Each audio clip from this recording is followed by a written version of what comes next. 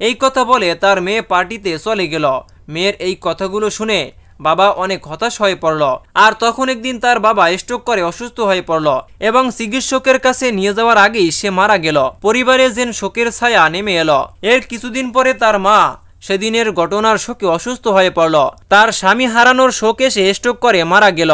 এরপর থেকে সুফিয়া একা হয়ে গেল। তার জীবনে তখন কিছুই এখন আর অবশিষ্ট রইল না। পরিবারকে হারানোর যন্ত্রণা সে নিজেকে আরো নিঃসঙ্গ বিধ্বস্ত মনে করল। পুরনো জীবনের বেপরোয়া পথ চলার ফলস্বরূপ এখন তার সামনে শুধুই শূন্যতা।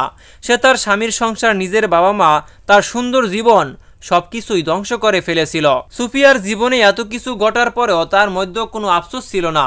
সে জানত তার জীবন এখন পুরনো সুখ এবং সম্পর্কের চাইতে সম্পূর্ণ আলাদা। একদিন মাদক সেবন করে জুয়া খেলে ফেরার পর তার শরীর অত্যন্ত খারাপ হয়ে গেল। অজ্ঞান অবস্থায় সে ঘরে ঢুকল। তার শরীর ব্যথায় কাতরাতে লাগলো, কিন্তু চারপাশে কেউ নেই। বাবা মা যারা তার জন্য এত কিছু করেছে, তাদের হারানোর যন্ত্রণা তাকে ভিতরে ভিতরে আরো মেরে ফেলতে লাগলো। কিন্তু সে কখনোই তাদের স্মৃতির কথা মনে করল না। তার জীবনটা ছিল মদ, নেশা আর জুয়ার মধ্যে। কিন্তু সে যখন পার্টি, মদ, নেশা করে বাড়িতে ফিরল, এরপরে হঠাৎ করে সে অসুস্থ হয়ে গেল। তার বাড়িতে কেউ ছিল না। সে যখন তার বাড়িতে একাই অসুস্থ হয়ে পড়ল, তখন তাকে সহ্য করার মতো কেউ ছিল না। এরপরে সুফিয়া কোনো সাহায্য না পেয়ে ধুকে ধুকে কাতরাতে কাতরাতে সেখানেই মৃত্যুবরণ করল। এভাবে 2-3 দিন পেরিয়ে যাওয়ার পরে যখন সুফিয়া তার বাসার দরজা খুলল না, তখন পাশের প্রতিবেশীরা উদ্বিগ্ন হয়ে পড়ল। তাদের মনে হলো কিছু অস্বাভাবিক ঘটনা ঘটতে পারে। আশেপাশের সকল মানুষ একত্রিত হয়ে সিদ্ধান্ত নিল যে তাদের ঘরের দরজা ভেঙে ফেলবে। ঘরের দরজা খুলতেই এক অদ্ভুত দৃশ্য তাদের চোখের সামনে ধরা দিল। ঘরের ভিতরে সুফিয়া মরে পড়েছিল, কিন্তু সেখানে সাধারণ মৃতদেহ ছিল না, বরং সেখানে একটি অদ্ভুত জন্তু দেখা গেল, যার শরীর ছিল অমানবিক এবং মুখটি সুফিয়ার মুখের মতোই ছিল, কিন্তু বাকি দেহ ছিল পশুর মতো। এই বিভৎস দৃশ্য দেখে সবাই আতঙ্কিত হয়ে গেল। প্রতিবেশীরা একে অপরের দিকে তাকাতে লাগলো। কেউ ভয়ে কাঁপছিল, কেউ চিৎকার করে বের হয়ে গেল। তারা বিশ্বাসই করতে পারছিল না কি ঘটেছে। এই অদ্ভুত প্রাণীটি কি সুফিয়া আক্তার প্রতিফলন, নাকি সে জাগনা করেছিল তার ভয়াবহ রূপ? কিছু সময় পর পুলিশ এসে পরিস্থিতি নিয়ন্ত্রণে আনে, কিন্তু কেউই সেখানে থাকতে সাহস করেনি। তারা উদ্ধারকর্মীদেরকে জানালো এটা কি কোনো মানুষের লাশ নাকি পশুর লাশ। তারা কিছুই বুঝতে পারছিলই না। অবশেষে পুলিশ এসে সুফিয়ার লাশ নিয়ে চলে গেল। সুফিয়ার জীবনের অন্ধকার প্রান্তগুলো এখন এক বিভৎস রূপে ধরা দিয়েছে। তার সমস্ত পছন্দ আর জীবনযাত্রার পরিণতি এমন ভয়াবহভাবে ফুটে উঠেছিল যা আশেপাশের মানুষ দেখে খুবই ভয় এবং চিৎকার করে সেখান থেকে চলে গিয়েছিল।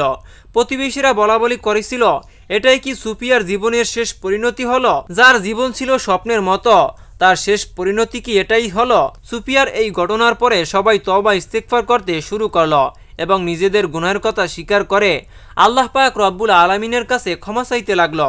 এবং তারা সবাই বলল, সুফিয়া যা করেছিল আমরা তা করব না। যদি আমরা তা করি তাহলে সুফিয়ার মতো আমাদের শেষ পরিণতি হতে পারে। আল্লাহ পাক রব্বুল আলামিন যেন আমাদেরকে সুফিয়ার মতো পরিণতি না করেন। এরপর সবাই আল্লাহ পাক রব্বুল আলামিনের কাছে দোয়া ইস্তেগফার পরে ক্ষমা চাইতে লাগলো। কান্নাকাটি করে আল্লাহ পাক রব্বুল আলামিনের কাছে দোয়া করল, আল্লাহ পাক রব্বুল আলামিন যাতে করে তাদের জীবনের সমস্ত গুনাহগুলো একেবারেই ক্ষমা করে দেন। এরপর থেকে তার বান্ধবী, আশেপাশের প্রতিবেশীরা সবাই আল্লাহ পাক রব্বুল আলামিনের অনুগত্য স্বীকার করতে বাধ্য হলো এবং আল্লাহ ও তার রাসূলের আদর্শ অনুযায়ী জীবন যাপন করতে শুরু করে দিল। বন্ধুরা, আজকের ভিডিও থেকে কিছু শিক্ষা আমাদের নিতেই হবে। তা হলো জীবনে যত কিছুই করেন না কেন, আল্লাহ ও তার রাসূলের আদর্শ অনুযায়ী জীবনযাপন না করলে তাদের জীবনের শেষ পরিণতি হবে ভয়াবহ। ইহকাল কিংবা পরকাল যেখানেই যান না কেন সেখানে রয়েছে যন্ত্রণাদায়ক শাস্তি। দুনিয়াতে কেউ যদি আল্লাহ ও তার রাসূলের আদর্শ অনুযায়ী জীবনযাপন না করে, তাহলে তার জীবনে হতাশা, চিন্তা, অশান্তি এগুলো লেগেই থাকবে। আর মৃত্যুর পরে কি হবে তা তো আপনারা ভালো করেই জানেন। তাই আমাদের প্রত্যেকের উচিত আল্লাহর আদেশ ও রাসূলের জীবন আদর্শ অনুযায়ী জীবনযাপন করা, যাতে করে ইহকাল এবং পরকালেও নাজাত পেতে পারি। আল্লাহ যেন আমাদের সবাইকে আল্লাহ ও তার রাসূলের আদর্শ অনুযায়ী জীবনযাপন করার তৌফিক দান করেন। সকলেই কমেন্ট বক্সে লিখুন আমিন। তো বন্ধুরা, এই ছিল আমাদের আজকের ভিডিওটি কেমন লাগলো অবশ্যই আমাদেরকে কমেন্ট করে জানিয়ে দিবেন। আর এরকম নিত্য নতুন ইসলামিক ভিডিও পেতে অবশ্যই আমাদের এই চ্যানেলটি সাবস্ক্রাইব করে পাশেই থাকবেন। দেখা হচ্ছে পরবর্তী কোনো ভিডিওতে। সে পর্যন্ত ভালো থাকুন, সুস্থ থাকুন। আল্লাহ হাফেজ।